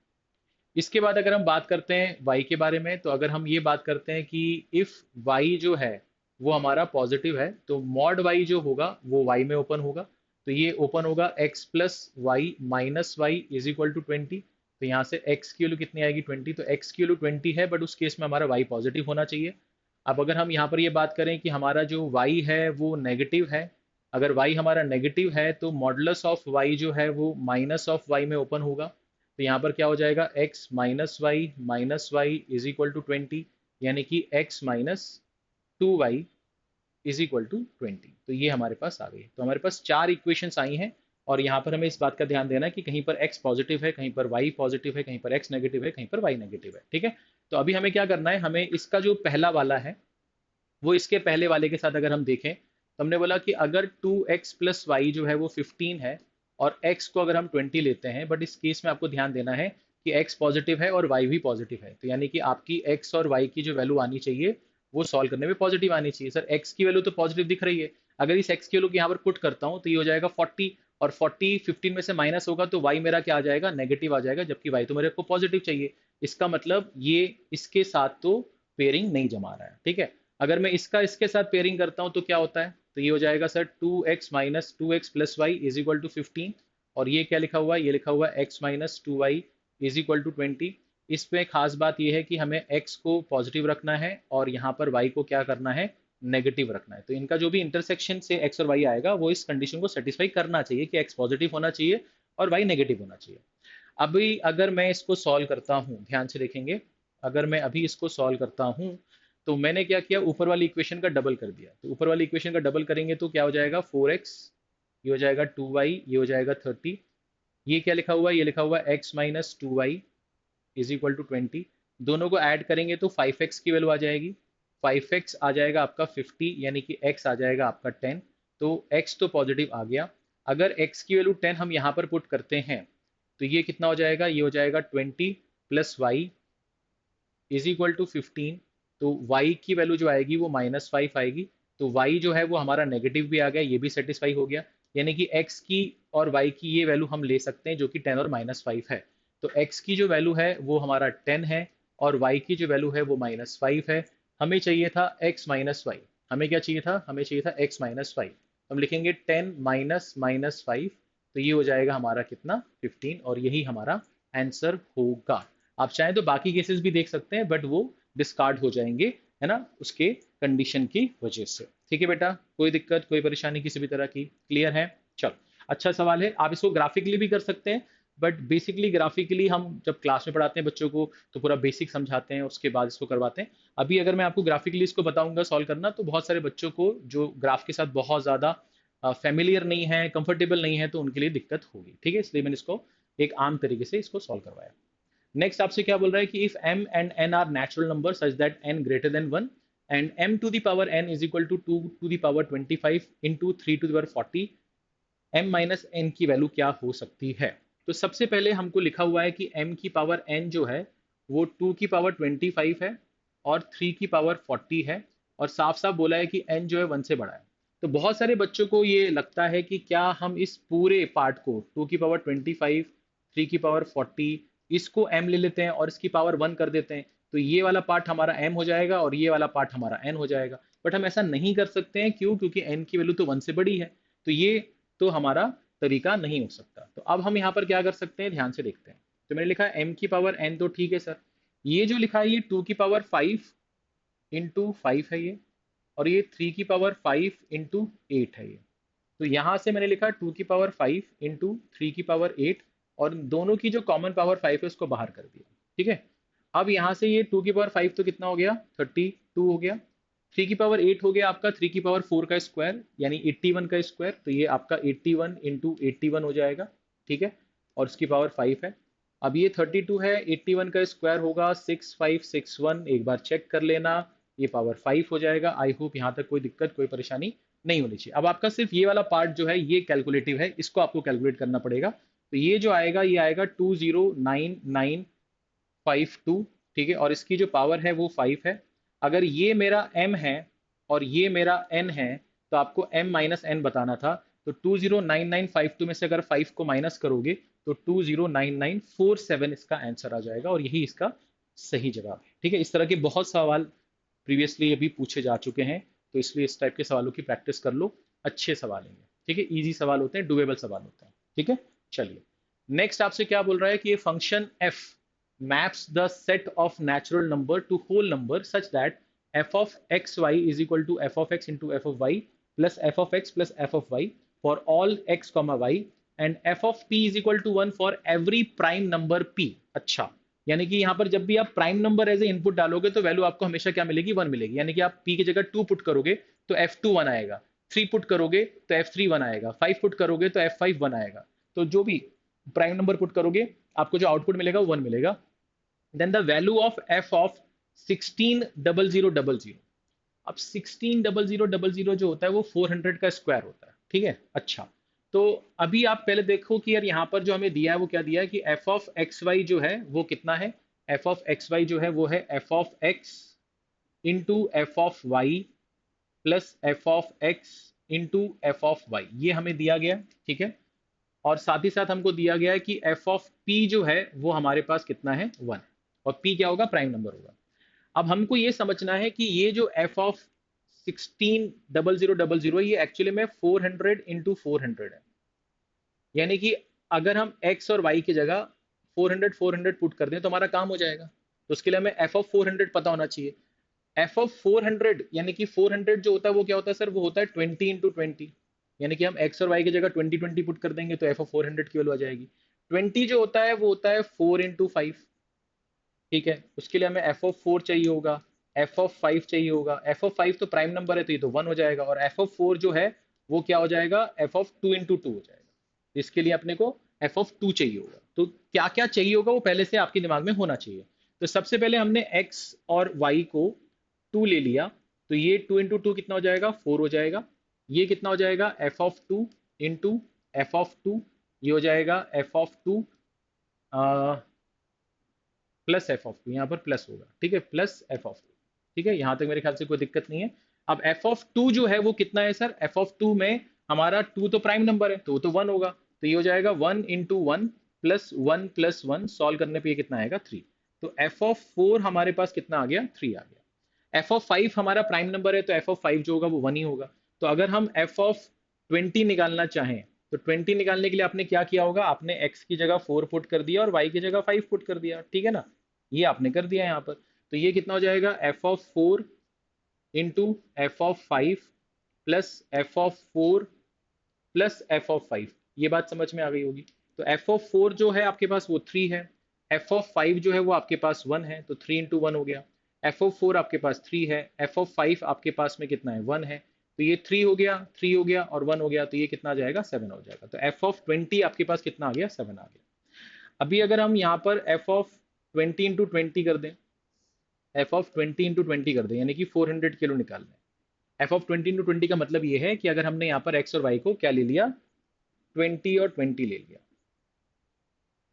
ठीक है। एक्स और वाई को हमने क्या ले लिया, 20 और 20 ले लिया, तो ये क्या बन जाएगा, ये बन जाएगा F of 20 into F of 20 plus F of 20 F of 20 plus F of 20। अब एफ ऑफ 20 कितना है, एफ ऑफ 20 तो हमारे पास 7 है, तो ये हो जाएगा 7 इंटू 7 प्लस 7 प्लस 7, तो ये 49 और 14 ये हो जाएगा मेरे ख्याल से 63। तो ये आपके पास एफ ऑफ 400 आ गया। अब आपको क्या चाहिए, आपको एफ ऑफ 160000 चाहिए। यानी कि अब आपने यहाँ पर x is equal to Y is equal to क्या पुट कर दिया, 400 पुट कर दिया। तो यहाँ पर आप जब पुट करोगे तो ये क्या हो जाएगा, ये हो जाएगा F of 400 into F of 400 plus F of 400 plus F of 400। अब यहाँ पर एफ ऑफ 400 कितना है, 63 है, तो ये हो जाएगा 63 इंटू 63 प्लस यहाँ पर हो जाएगा 63 प्लस 63। अगर आप 63 कॉमन निकाल लो तो यहाँ से 63 कॉमन निकालोगे तो यहाँ पर 63 बचेगा, बट यहाँ पर कितना बचेगा, यहाँ पर 1 प्लस 1 बचेगा, तो यानी कि यहाँ पर 2 बचेगा, ठीक है ना। जस्ट अ सेकेंड, यहाँ पर 2 बचेगा, ठीक है। तो यहाँ पर ये 2 बचेगा, तो फाइनली आपको क्या मिलेगा, 63 इंटू 65। बस आपको ये सॉल्व करना है। बट आपको यहाँ पर ऑप्शन भी देखना चाहिए, क्योंकि आपको मालूम है कि जब ये मल्टीप्लाई होंगे तो यूनिट डिजिट पे 3 और 5 है, तो 3 5 15 होता है, तो यूनिट प्लेस पे सिर्फ 5 आ सकता है, 1 7 और 3 तो नहीं आ सकता। तो आपका जो आंसर आएगा वो 4095 ही आएगा। तो इस तरीके से आप इसको अप्रोच कर सकते थे। और फंक्शन के सवालों को अगर आप ध्यान से देखोगे, हर साल फंक्शन के जो सवाल पूछे जा रहे हैं उसमें फंक्शनल इक्वेशन के ऊपर ही सवाल पूछा जा रहा है, बट फंक्शनल इक्वेशन को कोई स्टैंडर्ड तरीका नहीं है कि आप कोई फॉर्मूला वॉर्मूला पढ़ के चले जाओगे तो आपसे हो जाएगा। आपको वहीं पर जाके सोचना पड़ेगा कि यार क्या इनपुट डालें तो क्या आउटपुट आ सकता है। तो ये पूरा जो सवाल है ना, आप कितने क्रिएटिव हैं, कितना आप सोच पा रहे हैं, कितना आपके अंदर पेशेंस है ना, उस पर डिपेंड करता है। ठीक है, चलो नेक्स्ट क्वेश्चन की बात करते हैं। A vessel contained a certain amount of solution of acid and water, ठीक है। Then when 2 liters of water was added to it, the new solution had 50% acid concentration. When 15 liters of acid was further added to this new solution, the final solution had 80% acid concentration. The ratio of water and acid in the original solution was, तो आपसे बोला एक vessel है जिसमें शुरुआत में क्या क्या है, उस सोल्यूशन के अंदर एसिड और वाटर है। तो मैंने लिखा यहाँ पर एसिड है, यहाँ पर वाटर है और यहाँ पर ये टोटल है। उसके बाद आपने क्या किया है, उसके बाद आपने 2 लीटर तो वाटर ऐड किया है, और 2 लीटर वाटर ऐड करने के बाद में आपसे क्या बोल रहा है कि जो न्यू सोल्यूशन आपको मिला उसमें जो एसिड है उसका कंसंट्रेशन कितना है, 50% है। तो 50% कंसंट्रेशन का मतलब ये है कि एसिड और वाटर बराबर बराबर है। तो अगर ये x है, ये भी x होगा और ये आपका 2x होगा। बट ये जो वाटर है ना, क्योंकि आपने यहाँ पर क्या किया था, 2 लीटर वाटर ऐड किया था, तो यहाँ पर जो वाटर आया है x लीटर, वो तब आया है जब आपने इनिशियली यहाँ पर जो वाटर था उसमें 2 लीटर वाटर ऐड किया था। तो इसका मतलब इनिशियली यहाँ पर जो वाटर रहा होगा वो x-2 रहा होगा, तभी तो आपने इसमें 2 ऐड किया तो ये x बन गया। बट सर आपने एसिड तो ऐड नहीं किया, तो एसिड तो इनिशियली कितना रहा होगा, x रहा होगा। तो इनिशियली जो टोटल मिक्सचर रहा होगा वो कितना रहा होगा, वो 2x-2 रहा होगा। ठीक है, अब यहाँ पर आप क्या बोल रहे हो, यहाँ पर आपने क्या किया है, यहाँ पर आपने 15 लीटर एसिड ऐड किया है। तो एसिड यहाँ पर कितना x है, तो यहाँ पर इस केस में आपका जो एसिड होगा वो x+15 होगा। बट सर वाटर तो आपने ऐड नहीं किया, तो वाटर जो रहेगा वो उतना ही रहेगा जितना यहाँ पर था, और इस केस में आपका जो टोटल सोल्यूशन आएगा वो आएगा 2x+15। ठीक है, बट उसने क्या बोल दिया कि इस केस में आपका जो एसिड है वो 80% उसका कंसंट्रेशन है। तो इसका मतलब एसिड अगर 80% है तो वाटर कितना होगा, 20% होगा। तो अगर हम इसका रेशियो ले लें तो हमारा काम बन जाएगा। हाँ सर बन जाएगा। तो हमने यहाँ पर देखा कि यार यहाँ पर क्या हो रहा है, x+15 अपॉन x, और ये आ रहा है आपका 4:1। तो x+15 जो है वो 4x के बराबर है, यानी कि 3x जो है वो 15 के बराबर है, यानी x जो है वो 5 के बराबर है। तो x की वैल्यू हमारे पास आ गई, हमारा काम हो गया। तो x की वैल्यू अगर 5 है तो ये कितना है, ये 5 है, ये कितना है, ये 3 है। आपसे बोला है कि इनिशियल जो ओरिजिनल जो सोल्यूशन था उसमें वाटर और एसिड का रेशियो बताओ, वाटर और एसिड। तो वाटर और एसिड का जो रेशियो होगा वो 3:, क्या होगा, 5 होगा। कई बार बच्चे इसमें भी गलती कर देते हैं, वो 5:3 लिख के आ जाते हैं, वो ये नहीं सोचते कि 3 मतलब उसने वाटर और एसिड मांगा था या एसिड और वाटर मांगा था। तो 3:5 जो है वो आपका आंसर होगा। 5:3 भी ऑप्शन में है। तो ये छोटी छोटी गलतियां उस दिन हो सकती हैं आपके साथ में। ठीक है, चलिए अब आपसे बोल रहा है कि Amal and Vimal together can complete a task in 150 days. तो अमल और विमल मिलकर किसी काम को 150 डेज में कर देते हैं। तो अमल और विमल ये 150 डेज में काम कर देते हैं। While Vimal and Sunil together can complete the same task in 100 days. तो विमल और सुनील जो है वो इसको 100 डेज में कर देते हैं। तो अगर हम इसका एलसीएम ले लें तो ये 300 आ जाएगा। तो इन दोनों की जो कंबाइंड वर्क इफिशिएंसी होगी वो 2 यूनिट होगी, है ना, पर डे। 2 यूनिट होगी पर डे, और इसकी कितनी होगी, इसकी होगी 3 यूनिट पर डे। ठीक है, 3 यूनिट पर डे। ये बात मेरे ख्याल से आपको समझ में आ गई होगी। फिर वो बोल रहा है कि Amal start working on the task and work for 75 days. तो अमल ने 75 डेज काम किया। तो अमल ने यहाँ पर 75 डेज काम किया। ठीक है, then Vimal takes over and work for 135 days. तो विमल ने फिर इससे काम ले लिया और उसने 135 डेज तक काम किया। Finally Sunil takes over and complete the remaining task in 45 days. और सुनील ने बचा हुआ काम किया 45 डेज तक। ठीक है, अब वो बोल रहा है कि if Amal had started the task alone and worked on all days, ठीक है, Vimal had worked on every second day and Sunil had worked on every third day, then the number of days required to complete the task would have been. तो काफी लंबा चौड़ा सवाल है, देखने में लगेगा बहुत टफ है, but basic time and work का बहुत ही आसान सा सवाल है, बट लैंग्वेज के फॉर्म में आपको लगेगा कि बहुत टफ है। ठीक है, रेशियो से कैसे कर सकते हैं इसको ध्यान से देखते हैं। तो यहाँ पर जो अमल है ना, ध्यान से देखिए, Amal had started the task alone and worked on all days. तो अमल ने ना डेली काम किया है, अमल तो रोज काम कर रहा है, ठीक है, अमल जो है वो रोज काम कर रहा है, ठीक है। उसके बाद विमल जो है वो हर दूसरे दिन काम कर रहा है, तो विमल जो है वो हर दूसरे दिन काम कर रहा है, यानी कि यहाँ पर विमल होगा, यहाँ पर विमल होगा, यहाँ पर विमल होगा और यहाँ पर विमल होगा, ठीक है। और सुनील जो है वो हर तीसरे दिन काम कर रहा है, तो सुनील जो है वो हर तीसरे दिन काम कर रहा है, तो सुनील यहाँ पर होगा, ठीक है ना, हर तीसरे दिन काम कर रहा है तो सुनील यहाँ पर हो गया ना, थर्ड हो गया, और फिर यहाँ पर थर्ड हो गया, यहाँ पर हो गया, ठीक है ना। अच्छा, तो इसका मतलब क्या हो गया कि ये साइकिल यहाँ तक चलेगी और उसके बाद फिर कौन आएगा, अमल आएगा, ठीक है। अच्छा, अब हमको ये देखना है कि अमल, विमल और सुनील की जो इंडिविजुअल इफिशिएंसी है वो कितनी है। हमें कंबाइंड इफिशिएंसी तो पता है, बट इंडिविजुअल इफिशिएंसी हमें नहीं पता है, ठीक है ना। तो अब क्या कर सकते हैं, कैसे कर सकते हैं, ध्यान से देखते हैं। तो अगर हम यहाँ पर देखें कि यार इसने 75 डेज काम किया, इसने 135 डेज काम किया, इसने 45 डेज काम किया और काम कंप्लीट हो गया है, तो क्या हम ऐसा बोल सकते हैं क्या कि अमल और विमल ने मिलकर 75 डेज काम किया, ठीक है। तो इसका 75 डेज इसके साथ चला जाएगा, 45 डेज इसके साथ चला जाएगा, और फिर आपका कितना बचेगा, ये बचेगा आपका 15 डेज, है ना, जब ये अकेले काम करेगा। तो अमल और विमल ने साथ में 75 डेज काम किया, फिर विमल और सुनील ने 45 डेज काम किया, ठीक है। तो इसका 75 सॉर्टेड है, इसका 45 सॉर्टेड है, 75 45 इसका भी सॉर्टेड है, विमल का 15 दिन बचा बस। तो विमल ने 15 दिन काम किया और काम कंप्लीट हो गया। काम कितना था, 300 यूनिट, ठीक है। तो a प्लस वी कितना है आपके पास, 2, तो ये हो जाएगा आपका 150 ना। हालांकि वो यहाँ से भी दिखना चाहिए कि इनकी जो इफिशियंसी होगी 1 1 होनी चाहिए, बट ठीक है, आप सॉल्व करके देखते हैं। तो ये 150 हो गया, v प्लस एस कितना है हमारे पास, 3, तो ये हो जाएगा 135, ठीक है। और यहाँ पर ये v इंटू 15 कर देंगे, v इंटू 15 कर देंगे तो ये आ जाएगा आपका 300। तो अभी अगर हम 300 से 150 माइनस करेंगे तो 150 बचेगा, 150 में से 135 माइनस करेंगे तो 15 बचेगा। तो 15 v जो है वो 15 के बराबर है, इसका मतलब v जो है उसकी इफिशियंसी कितनी है, 1 है। तो इसकी इफिशियंसी कितनी आ गई सर, 1 आ गई, ठीक है। इसकी इफिशियंसी कितनी आ गई, 1 आ गई। तो इसकी इफिशियंसी 1 आ गई, ठीक। तो इसकी इफिशियंसी कितनी आ गई सर, 1 आ गई। अच्छा, 1 में क्या जोड़े कि 2 आ जाए, तो आप बोलोगे इसकी इफिशियंसी भी 1 होगी। और 1 में क्या जोड़े कि 3 हो जाए, तो आप बोलोगे इसकी इफिशियंसी 2 हो गई। तो सबकी इफिशियंसी आ चुकी है, अब हमें कोई टेंशन नहीं है। अब जब पहले दिन हम काम कर रहे हैं तो अमल ने कितना काम किया होगा, अमल 1 यूनिट कर रहा है, ठीक है। दूसरे दिन अमल और विमल 1 प्लस 1, अमल प्लस विमल कितना, 2 यूनिट कर रहे हैं, ठीक है। अमल और सुनील 1 प्लस 2, 3 यूनिट कर रहे हैं, ठीक है। अमर और विमल तो 2 यूनिट करते हैं, अमल 1 करता है, और ये तीनों मिलकर कितना करते हैं, 2, 1 और 3, 4, तो ये हो जाएगा आपका 4। तो अगर हम देखें तो कितने दिन हो गए, 1 2 3 4 5 6 दिन हो गए।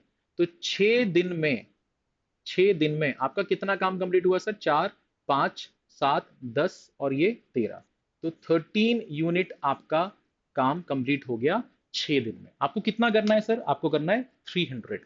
तो आप यहाँ पर क्या करोगे, आप 300 के पास पहुंचने की कोशिश करोगे। तो मैंने 23 से यहाँ पर मल्टीप्लाई किया, 23 से मल्टीप्लाई करेंगे तो ये 299 यूनिट्स हो जाएगा, और 299 यूनिट्स करने में आपको लगेंगे 138 डेज। तो 138 डेज जो है वो ये वाली साइकिल चलेगी कि अमल, अमल विमल, अमल सुनील, अमल विमल, अमल, अमल विमल सुनील, ऐसे ये साइकिल चलने वाली है। कितनी बार चलेगी, 23 बार चलेगी। और ऐसा करके हमारा 299 यूनिट काम हो जाएगा।